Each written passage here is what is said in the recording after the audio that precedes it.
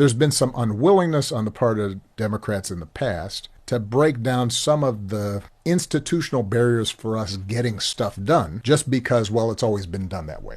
I'll give you an example that frustrated the heck out of me when I was president, which was the filibuster in the Senate. The Senate is already structurally skewed and anti-majoritarian, whether it's trying to pass civil rights legislation in the 60s or trying to get gun control legislation. Even though majority people support it, Delaware, Wyoming have the same number of senators as California. You then compound that with a filibuster. The truth is that Democrats for some time have been traditionalists in wanting to preserve that when it blocks us from making government effective, which in turn makes people feel like government is corrupt and not caring about them. Which lends itself Which to the then lends Republicans. itself, it gives folks like Trump an opening. Redistricting is another good example of where I strongly believe we should not be having politicians draw lines that determine who's voting for them. We should have voters decide who their politicians are. The fact that Governor Newsom here in California and others said, well, if they're going to try to gerrymander their way out of losing this upcoming midterm,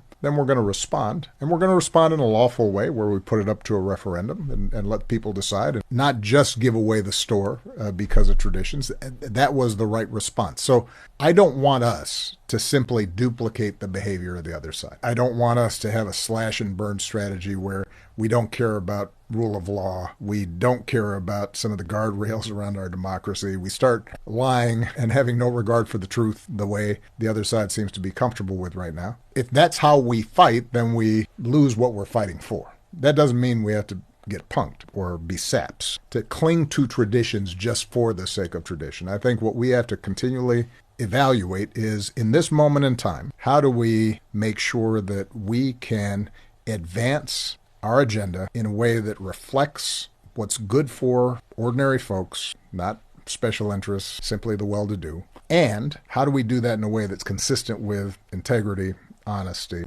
democracy, the values that we claim to want to uphold. And I think it's possible to do that. We shouldn't get discouraged by the fact that we have a tougher job. What we should do is expect that our side is smart enough to figure it out.